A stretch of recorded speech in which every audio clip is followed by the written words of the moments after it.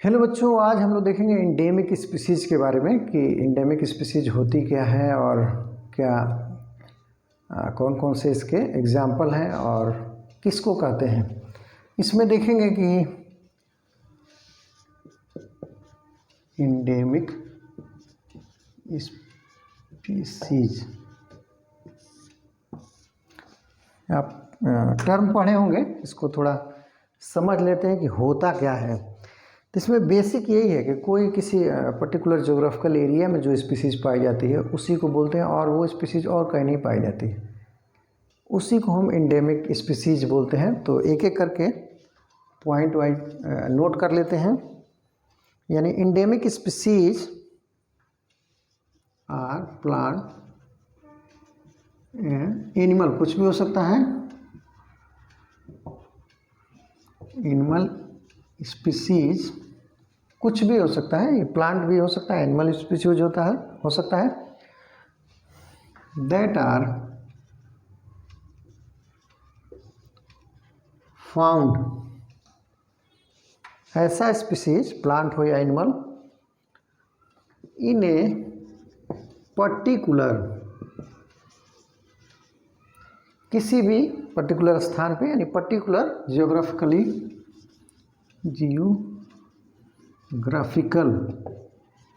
Area लिख सकते हैं। किसी भी पर्टिकुलर जियोग्राफिकल एरिया में अगर जो वो पाई जाती है या रीजन में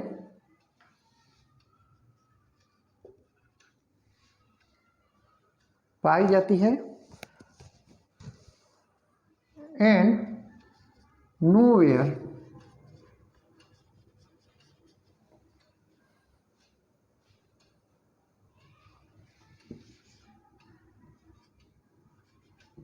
else in the world, किसी पर्टिकुलर रीजन में, ज्योग्राफिकल रीजन में पाई जाती है, लेकिन उसके अलावा और कहीं नहीं पाई जाती है, किसी जगह पे नहीं पाई जाती, उसी को क्या बोल देंगे, इंडेमिक स्पीसीज। जैसे आप इसको जानते हैं बहुत अच्छे से, kangaroo, kangaroos found in Australia, very good, Australia, ये जो है सिर्फ यहीं पे पाए जाते हैं, इसीलिए इसको क्या बोल देते हैं, इंडेमिक स्पीसीज बोल देते हैं। एक डिफिनीशन और इसका देख लेते हैं, आप और अच्छे से समझ जाएंगे। यानी endemic species is unique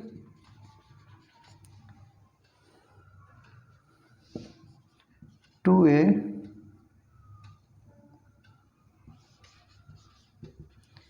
defined, ऐसा स्पीसीज जो एक ज्योग्राफिकल लोकेशन के लिए डिफाइंड हो, defined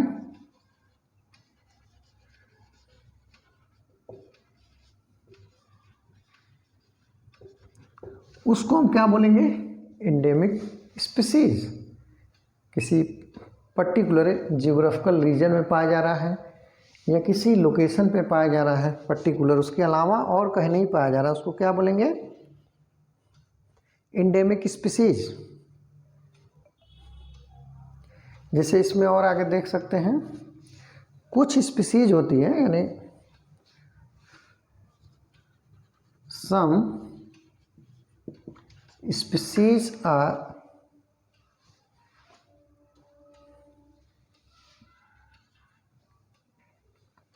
endemic to a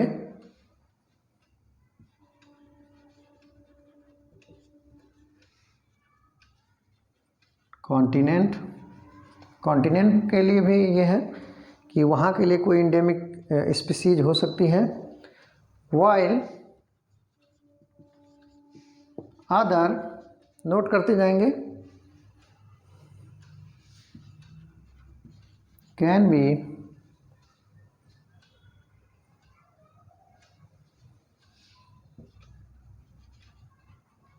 endemic to an island. किसी कॉन्टिनेंट के लिए है कोई स्पीसीज या आइलैंड के लिए, तो वहाँ के लिए क्या होगी, इंडेमिक स्पीसीज कही जाएगी। जैसे आप देख सकते हैं एग्जाम्पल में, जैसे लीमर मेडागास्कर में और टार्टवाइज गैलापागोस में टार्टवाइज बड़े बड़े देखे होंगे आप। लीमर मेडागास्कर, तो नोट कर सकते हैं इसको, lemurs of Madagascar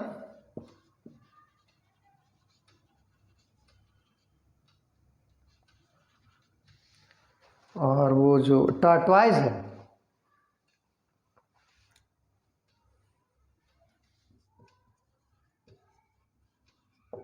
of Galapagos island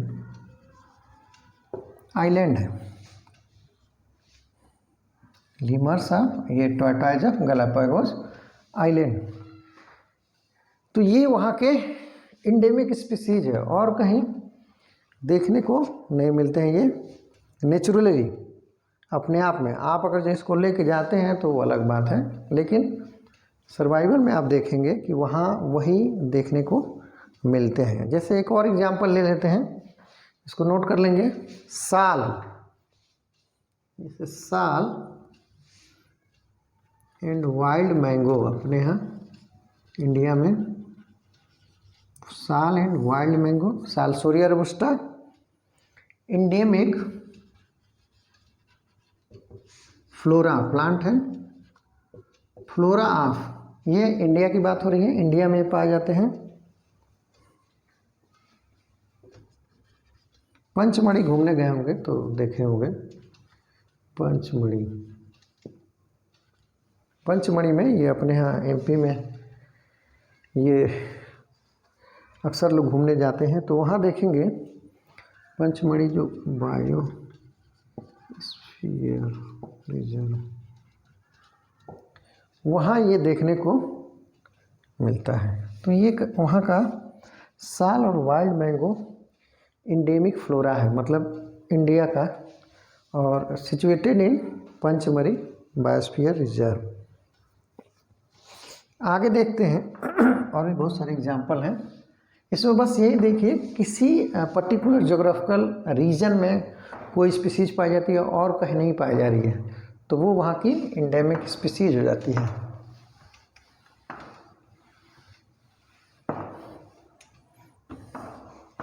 next देखते हैं इसी में आगे, जैसे एशियाटिक लायन है,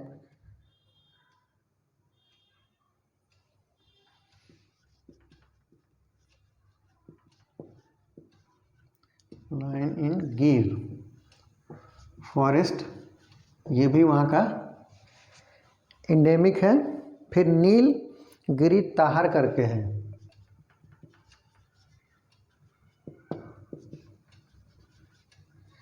ये आप देखेंगे नीलगिरी हिल्स में पाई जाती है, इन नीलगिरी हिल्स, ये वहाँ का इंडेमिक है। नीलगाय है। फिर आप देखेंगे एक पर्पल फ्रॉग होता है, पर्पल कलर का फ्रॉग, ये भी इंडेमिक है। ये सारे कहाँ के हैं, ये लिख सकते हैं, इंडेमिक स्पीसीज ऑफ इंडिया। ये सब देखे होंगे आप उसमें डिस्कवरी में या अदर न्यूज़पेपर में पढ़ते होंगे, तो ये सब आता है कभी कभी, और बुक्स में भी पढ़े होंगे। फिर देखते हैं इसके अलावा जो वर्ड में है, तो जियांट पांडा, ये बहुत सुंदर होते हैं। और पिग्मी स्लॉथ,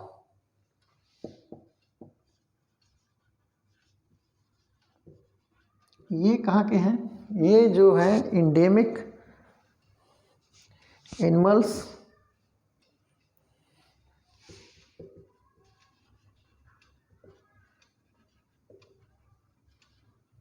अराउंड वर्ड कर देंगे। वर्ल्ड में ये इंडेमिक स्पीसीज हैं। अब देखेंगे कि जो इंडेमिक स्पीसीज है उसको क्यों इतना इम्पोर्टेंस दिया जा रहा है, तो इसको भी देख लेते हैं। आखिर में इसके नहीं होने से क्या नुकसान है।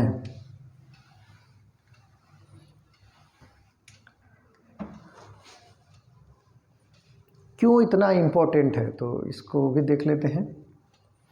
चौथा इसको पॉइंट नोट कर लेते हैं।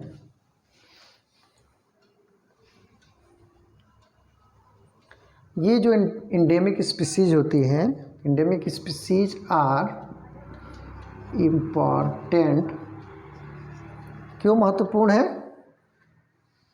टू मेंटेन, ध्यान से सुनेंगे, मेंटेन बैलेंस, एक बैलेंस बनाती है किसमें, उस इकोसिस्टम में, इन द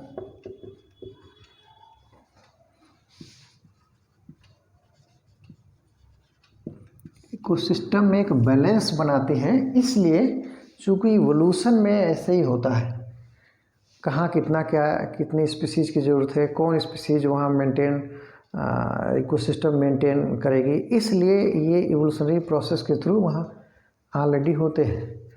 ये तो खतरे में, एक्सटिंक्ट, इंडेंजर्ड, वल्नरेबल या रेयर, ये एक्सप्लॉयटेशन की वजह से होते हैं, इसलिए ये सब टर्म दिया गया है। नहीं तो अगर जो नेचुरली कोई हार्म ना किया जाए तो सारे के सारे बैलेंस बनाए रखेंगे। और ये क्या कर रहे हैं, इकोसिस्टम के बैलेंस को मेंटेन कर रहे हैं, यानी जितने ऑर्गेनिज्म हैं वो कैसे सांस लें, क्या खाएं, कैसे रहें, तो सारा आपस में बैलेंस रहता है। अगर जो उसमें कोई इधर उधर करता है तभी डिसबैलेंस होता है, प्रॉब्लम क्रिएट होती है। तो ये सारी चीज़ें पढ़ाई इसीलिए जा रही हैं ताकि आप समझें और कोई प्रॉब्लम क्रिएट ना हो। आप इसको अच्छे से समझें कि क्या क्या करने से इकोसिस्टम में डिस्टर्बेंस पैदा होती है, उसका खामियाजा ह्यूमन बीइंग या अदर ऑर्गेनिज्म को उठाना पड़ता है। तो अगर जो हम उसको मेंटेन करें तो बेहतर होगा। यानी इंडेमिक स्पीसीज अगर जो वहाँ है, अच्छे से है, तो वो क्या करेगी, इकोसिस्टम में अच्छा बैलेंस बनाएगी। तो जो भी ऑर्गेनिज्म रहेंगे उनके प्रॉपर वे में, यानी अगर जो सांस लेने वाले हैं, एनिमल हैं, ऑक्सीजन ले रहे हैं, तो प्लांट स्पीसीज है उस पर्टिकुलर प्लेस पे, तो वो अच्छे से उसको प्रोवाइड करेगी। जो भी वेस्टेज निकलते हैं उसको अच्छे से मूव ऑन होगा। तो इस प्रकार से वो उस जगह के लिए फेवरेबल होती है। अगर जो उसमें बैलेंस ख़राब होता है तो नुकसानदायक होता है, उसका इम्पैक्ट और भी ऑर्गेनिज्म पे जाता है। तो इसीलिए इस पे ज़्यादा सब स्पीसीज पे फोकस किया जाता है। तो देखें, ये है तो छोटा सा पॉइंट, लेकिन ये बहुत ही इम्पोर्टेंट है, इसीलिए इसके बारे में बात की जाती है। ओके बच्चों, तो कोई इसमें डाउट होगा तो ज़रूर पूछेंगे। और ये बहुत ही इम्पोर्टेंट टॉपिक है, शॉर्ट नोट्स में भी आते हैं, कंपटीशन में भी पूछा जाता है। तो आप इसको कॉन्सेप्ट समझ गए होंगे। कोई डाउट होगा तो ज़रूर पूछेंगे। ओके बच्चों, बाय बच्चों।